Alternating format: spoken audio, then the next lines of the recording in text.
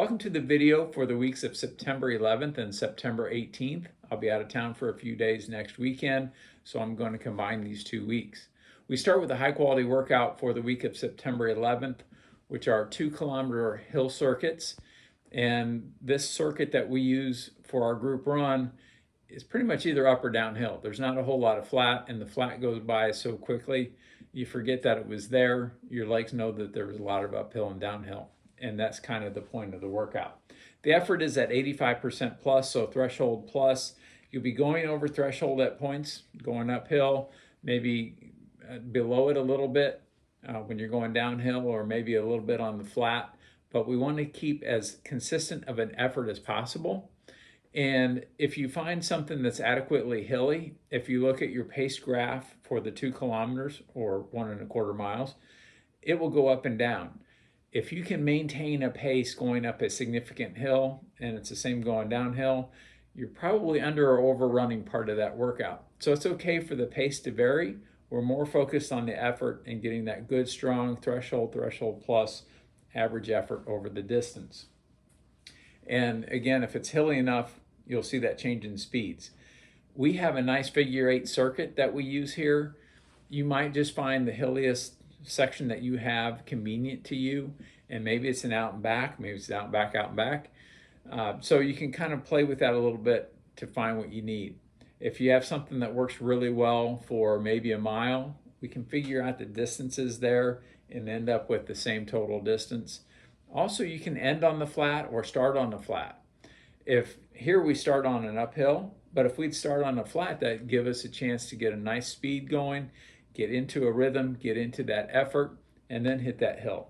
Or finishing, you have your legs very fatigued from the hills, and now you're finishing with a nice flat, faster section to that interval. So use what you have, okay? The reason that we do this workout is because it is one of the few, and I always point these out when we have them, that will accomplish endurance, stamina, economy, and speed. The speed, when you're running downhill and you're running downhill with some effort, that's great neuromuscular conditioning, so we're getting that.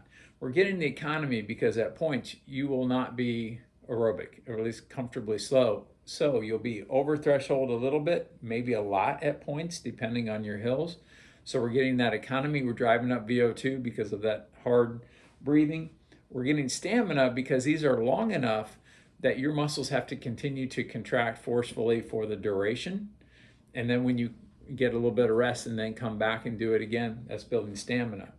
We're also building endurance, because what we know about endurance is it's fatiguing a muscle fiber and making it continue to work. And within the interval, you're going to do that, and over the duration of the workout, you're going to do that. I've talked, not recently I don't think, but I've talked over the years a lot about barrel of muscle fibers. Basically all the muscle fibers that you have in a muscle or muscle group, once those are all fatigued, you're done. You can't continue to run, at least at that speed. You keep slowing down, and then eventually you stop and walk, and eventually you're done walking as well. So what we're trying to do in this workout is recruit as many muscle fibers in that proverbial barrel as possible. So we're getting all of those. Endurance, stamina, economy, and speed, great workout. It is difficult, it is challenging, but the benefit is worth it.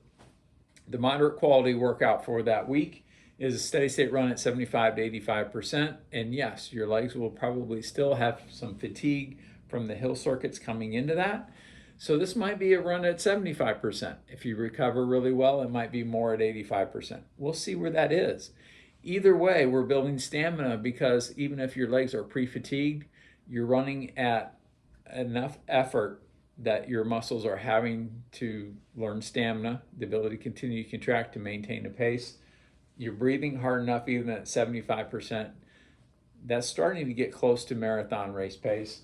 So there's still some great benefit there. And we're continuing as you build up towards your goal races to accumulate high-end aerobic running. It might not be the prettiest steady state run you ever did, but it will be effective. Just don't dig too deep a hole. If it's not there, don't push too hard, okay? And then we come down to an endurance long run. Some of you are probably thinking, especially if you're new to personal best training, why did we do this long run so early? I did my first 16, 18, or 20, and we have so many weeks to go. It's because we're interested in how many of those you can do rather than just doing one, because we know your endurance gets better as you repeat those. So that's why, for those of you who the endurance component, being able to finish, is no longer an issue for 20 miles, now we're working on stamina, or we talked about type 2 endurance a few weeks ago, to where now you can run faster, or you have to run faster to get that endurance benefit. So hopefully we're there. We're building long run density. What is the average of your 5 longest long runs is one of the basic things that I look at. And as that gets closer and closer to 20 miles, your margin for error gets better and better. If the weather isn't quite right, if your pacing isn't perfect, if your nutrition isn't exactly right, you have a little bit of margin of error if your long run density is really good. Continue to work on your long run lab. I won't talk too much about this, but make sure you know what you're eating the day before, the night before for breakfast, what you're doing during the run in terms of hydration and caloric intake. All of those things should be settled long before race day. Marathons and half marathons and important races of any distance can drive you a little bit crazy. Having that put to rest and knowing what you're going to do will help calm you at least a little bit more going into the big race. The week of September 18th, we start with high quality workout of half mile repeats. Yes, I know. Many of you have a love-hate relationship with this, and some of you are thinking, no, I just have a hate relationship with this. There's other people I know would do this every other week. Maybe not every week, but at least every other week, or at least once a month. If we did that, some of you just love it. So I'm pulling this in to where most of you are going to do this before your goal race. Sorry, Berliners.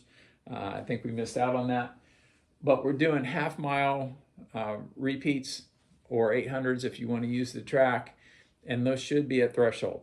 And this is the type of threshold that if we went from 800 meters to 1,000 meters or a kilometer, now you can't maintain threshold because you're going so fast. You're not going anaerobic necessarily, maybe just a touch at the end, but you're not hitting these really hard as you can go and going anaerobic. They should be very, very high-end aerobic, maybe kind of that same 85% or threshold plus up there. Because the recovery jog we want to keep nice and short to 200 meters. For most of you, that's 90 seconds. For some of you, it's 2 minutes. For some of you, it might be a little bit more than that. We can probably cap it at 2 minutes, and you don't have to run the 200 meters necessarily. Just jog around for 2 minutes and then go hit the next one. That recovery interval is very important, because if we compare this from season to season, year to year, that's something that we want to look at and make sure that that was correct. This is one of the workouts where I do look at the recovery interval and make sure that stayed pretty consistent. For some of you that are faster, the first one, you'll be ready to go in a minute. And then as it kind of, the workout goes on, I'll say it closer to 90 seconds, and that's fine. But just keep that very consistent. And this is a key workout that's easy to compare, because I'm sure most of you have done this lots of times. It is also a good workout to think about a couple of things mentally. One is to reframe it. And I was talking to Martin, one of the 800 meter repeat haters, the other day, and we talked about how to think about this in terms of it's just a 5 mile steady state, and you get breaks along the way. How hard is that? That is, if you're doing 10 of them, and some of you will be doing fewer than that. But think of it in those terms, or find a way to think about this workout that makes it very manageable.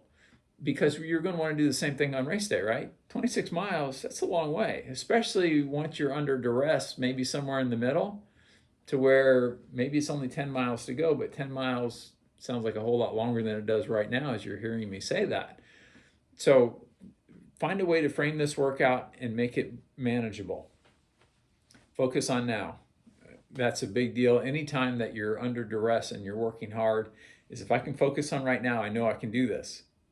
I might not know how long I can do this. I might not know how fast I can do it, but I can do this right now. So focus on that. Keep doing that. And before you know it, they start clicking off and you're closing in on the end of the workout. Moderate quality workout, just a little bit of something. This is here for two reasons. One, we want to keep the training load up, but also doing just a little bit of something with light quality or moderate quality will help speed recovery, going a little bit faster. Sometimes if you just run easy for too many consecutive days, you start feeling flat from doing that. This is just enough with either a light progression run, which the definition of that is go a little bit faster throughout. It might not ever be what you would consider fast, but you increase the effort, increase the pace as you go through it. Or just an easy moderate run, which is kind of this, but very low end. It might be more 70 to 75% than getting up there anywhere close to top end aerobic. So hopefully that serves as a recovery tool. And then we come down to the long run, which is an option for most of you for marathon goal pace or half marathon goal pace. And really, I can use that interchangeably. And I kind of get into streaks where I'll call them steady states and other streaks where I'll call them goal pace runs. But really, in my mind, they're the same. When we're dealing with marathon goal pace, yes, we want that to be somewhere on your marathon goal pace. But when I think of that, I'm thinking about 75 to 80% effort for most of you. Again, we talked about that bell curve where some of you should be running faster than goal pace, and others of you, that's just way too fast. That's way too much like a race. So if you're in the middle of that bell curve, that should land pretty close to your marathon goal pace. Half marathon goal pace is typically 80 to 85%. And so you'll see, and some of you where there's an option for this, you'll see maybe a 10-mile marathon goal pace or a 5-mile half marathon goal pace because the intensity is higher. And we're thinking in terms of training effect, but also recovery time. So that goal pace, steady state run, think of it as you will. Some of you don't have a marathon or half marathon coming up, so think of that more as a steady state. Let these come to you, especially the half marathon, but especially the marathon goal pace. Don't think, go, I gotta be right on. I want to run 3 hours, so this first mile has to be 6:52 or 6:51.8 or whatever. Don't worry about that. If it truly is going to be goal pace, the right effort, the right focus, you'll get there. So if the first one is 7:10, that's fine, because in a big marathon with a crowd, you might be a little bit slow. If you're at pace, maybe you work too hard working through that crowd to get there. What we want to do though is gradually catch up. So let's use 7-minute pace because it's easier math for me, right? So if you start in at 7:15, okay, I'm 15 seconds behind, I need to catch that up.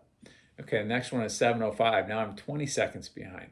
Now I'm 6:55. Now I'm 15 seconds behind. 6:55. So you see that you're gradually catching up with that. Don't worry about being right on it. Some will be faster, some will be slower. You're looking at the cumulative time, the cumulative average, and trying to gradually bring that to what your goal pace is. And then maybe at the end going a little bit faster. So let that come to you. That's how you want to do it on race day. The people I worry about the most, there's a number of groups I worry about the most, if that's possible, are those that have to be on goal pace from mile one, or think if that pace team isn't right on it right in mile one, we have a problem. If I look at the best marathons, there's a few of you that are just dialed in on pace, but most of you start a little bit slower, get to it, and get a little bit faster towards the end. So that might be how this steady state run or goal pace run works out.